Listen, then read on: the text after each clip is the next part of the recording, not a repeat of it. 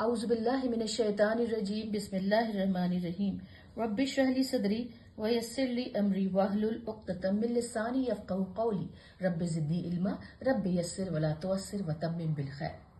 हम सब जानते हैं कि किसी भी भाषा को समझने के लिए उस भाषा में, उस जबान में प्रयोग किए जाने वाले शब्दों के अर्थ का समझना बहुत जरूरी है, अनिवार्य है। हम सबको ये भी पता है कि किसी भी भाषा के शब्दों को ट्रांसलेट करके, अनुवाद करके कुछ हद तक तो उस शब्द का अर्थ समझ में आ जाता है, पर वो किस कॉन्टेक्स्ट में, किस संदर्भ में प्रयोग हुआ है, उसमें क्या सार है, क्या भावनाएं उस शब्द से जुड़ी हैं, हम पता नहीं लगा पाते। इसीलिए किसी भी भाषा की ग्रामर या व्याकरण पढ़ने से पहले उस भाषा के में शब्द कैसे बने हैं, उनकी रचना किस ढांचे पर हुई है, किस पैटर्न पर हुई है, ये पहले जानना जरूरी है। इसलिए ये एक शैक्षणिक प्रस्तुति हम लेकर आए हैं जो हम इंशाअल्लाह 60 से 65 पाठों में, चैप्टर्स में पूरा करेंगे। और क्योंकि ये सब हाथ से लिखी हुई लिपि है, स्क्रिप्ट है, कोई भी कमी, कोई भी त्रुटि, गलती बोलने में, उच्चारण में, लिखने में, जबर जेर पेश में, उसके लिए मैं पहले से क्षमा चाहती हूँ, माफी चाहती हूँ, माजरत चाहती हूँ। क्योंकि हम सब विद्यार्थी हैं, हम सब तालिबा हैं, जिंदगी भर हम दीन के तालिबी रहेंगे और रहना भी चाहिए। कभी भी कोई भी दोषहीन नहीं हो सकता, कोई कभी परफेक्ट नहीं हो सकता। और मैं ये भी मानकर चल रही हूँ कि जो मेरे देखने वाले हैं उन सबको कुरान पाक पढ़ना आता है। तो चलिए हम अपने पाठ की शुरुआत करते हैं। जैसा कि आप देख रहे हैं, इसमें कुछ शब्द दिए गए हैं। अक, अत, अब। ये का, त और ब नहीं है, क्योंकि इनके ऊपर सुकून है, तो ये पूरे अक्षर अपने आप में कोई भी मायने नहीं रख रहे हैं। ये का है, ये ता है, ये त, अक, अत, अब। लेकिन अगर हम इनको जोड़ के इनके ऊपर हरकत डाल दें, इन पे स्वर डाल दें, यानी कि फतह, जबर, क, त, ब, तो ये बन जाता है उसने लिखा। यानी कि अब ये कतबा अपने आप में जुड़ के एक मायने, एक बहुत ही रोचक और बहुत ही सुंदर मायने बनाता है। अकेले अकेले ये अक्षर कोई मायने नहीं रख रहे थे, लेकिन जब इन पे हरकत लग गई, इन पे स्वर लग गया, इन पे वावल लग गया, तो ये कतबा बन गया भूतकाल में, यानी कि पास्ट टेंस में। अब दूसरा अक्षर देखिए, अस, अक, अन। इसका सीन पे सुकून है, का पे सुकून है, ना पे सुकून है, लेकिन ये अपने आप में कोई मतलब नहीं रखते। लेकिन जब हमने इन पे हरकतें डाल दी, स, क, न, इसका मतलब हुआ वो रहा, वो ठहरा। ये देखिए, अज, अल, अस, इन पे कोई भी हरकत नहीं है, लेकिन जब इन पे हरकत लगी, ज, ल, स, जीम पे फतह, लाम पे फतह, सीन पे फतह, यानी कि जबर, तो ये बन गया जलसा, यानी कि वो बैठा। तो शब्दों में जीवन जो है ना, ये मैंने साइड में देखिए नोट्स भी लिखे हैं, आप चाहें इसका स्क्रीनशॉट ले लीजिए, अपने हाथों से लिखिए, मेहनत करिए, कोशिशें करिए, अल्लाह को पसंद आती हैं। तो शब्दों में जीवन हरकतों से, यानी कि स्वर से आता है। स्वर यानी कि हरकतें लगाने से अक्षर में अर्थ आ जाता है, वे बोलने लायक हो जाते हैं, उनका मायने बन जाता है। कतबा, सकना, जलसा, ये अपने आप में मायने रखे, लेकिन अक, अत, अब, अस, अक, अन, अज, अल, स, अस, ये अपने आप में कोई मायने नहीं रख रहे थे। अब ये सारे के सारे क्या कहलाते हैं, आपको पता ही ना, जबर, फतह, ऊपर है फतह, जेर, कसरा, है ना, ये सारी की सारी हरकतें कहलाती हैं। और हरकतें का मतलब आपको पता ही है, हरकतों का मतलब होता है मूवमेंट, कि कोई चीज चल रही है। अब सुकून होता है ठहरा, सुकून का मतलब होता है ठहरा हुआ। और हरकतें जब लग जाती हैं जबर की, जेर की, पेश की, तो हम जो है ना, ये इसमें फिर इनमें जीवन आ जाता है इन शब्दों में। तो हरकत लगने से ये सारे के सारे शब्द जो है ना, जीवित हो जाते हैं।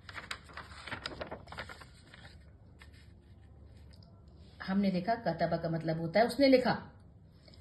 अगर ये हम शब्द लें और इसको थोड़ा सा बदलाव करें, इसमें जरा सा अलिफ का और उसके ऊपर जबर लगा के, तो कातिब बना दें उसको, ताकि नीचे जेर, उसके ऊपर जबर, तो उसका मतलब वो व्यक्ति, वो शख्स जो कि लिखता है, जो कि ये वाला कार्य करता है। और फिर दूसरा शब्द देखिए, मकतब। एक जरा सा अक्षर इसमें आगे लगा मीम का, और ये बन गया मकतब। मकतब वो जगह जहां पे लिखा पढ़ी का काम होता है, कोई ऑफिस है, कोई विद्यालय है, कोई टेबल भी हम मकतब को कह सकते हैं। ठीक है, तो कातिब वो व्यक्ति जो लिखता है, और मकतब वो जगह जहां पे लिखा जाता है। तो आपने देखा कि किस तरीके से ये जरा से शब्दों की हरकतों के हेर फेर से नए नए रोचक और सुंदर शब्द, नए नए वर्ड्स, हमें नए नए शब्द मिल जाते हैं। अब अगला शब्द देखिए, सकना हम पहले पढ़ चुके हैं। वो रहा, वो कहीं पे ठहरा, वो कहीं पे रहता है। इसको हम उसको थोड़ा सा इधर से उधर फेर बदल करें शब्दों का, तो ये हो गया साकिन। साकिन का मतलब वो शख्स जो रहता है कहीं पे, रहने वाला शख्स है। और इसके आगे मीम लगा के हमने शब्दों का हेर हेर फेर कर दिया, तो ये बन गया मस्कन। तो ये अब अगला शब्द देखिए, जलसा। जलसा का मतलब होता है, हमने पढ़ा था बैठा। जलसा का मतलब थे बैठा वो। और जालिस, जालिस में जीम के अंदर हमने जबर लगाया, उसके ऊपर फतह लगाई, लाम के नीचे जेर लगाया यानी कसरा लगाया, तो ये बन गया जालिस। तो जालिस हो गया जो वो व्यक्ति, वो शख्स जो बैठता है। जलसा हुआ कार्य, यानी कि कोई काम करना। तो ये एक देखिएगा पैटर्न फॉलो कर रहा है, कतब, सकन, जलसा, ठीक है।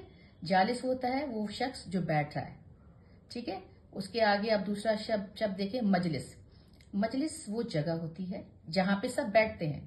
वो एक समारोह हो सकता है, वो कोई असेंबली हो सकती है, वो कहीं भी जहां लोग इकट्ठे होकर बैठते हैं वो मजलिस होती है, ठीक है। कुछ और शब्द देखिए, सजदा। सजदा का मतलब होता है वो झुका, उसने सर झुकाया, उसने सजदा किया, ये हमें पता है। साजिद वो होता है जो वो व्यक्ति होता है जो सजदा करता है। और उसके बाद मस्जिद, हम सबको पता है कि वो जगह होती है जहां पे सजदे होते हैं, ठीक है। आप एक पैटर्न, एक ढांचा देख रहे हैं, एक पैटर्न देखिए, एक फॉर्म देख रहे हैं कि ये सारे के सारे जो है ना, कि सारे के सारे जो है ना करने वाले कार्य है, ये सारे के सारे क्रिया है ना। और ये सारी की सारी क्रिया भूतकाल यानी कि पास्ट टेंस वाली है ना। अब देखिए ये वर्ड देखिए, ये शब्द देखिए, जारा। जारा, जारा का मतलब होता है फार्म, जो कि हमने खेती बाड़ी, जो कि बीज है ना जमीन में डाले फिर उसको उगाए, उसको जारा। जारा का मतलब होता है वो प्रोसेस को। जारा, जारा का मतलब होता है वो खेती, खेती एक तरह से।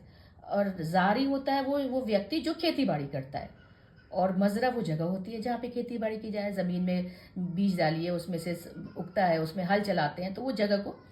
तो आप ये यहाँ पे एक पैटर्न देखिए, आप इन सब अक्षरों को अगर अलग अलग लें और इनको एक पैटर्न पे लगाएं, तो ये अपने आप में एक नए नए मायने देते हैं।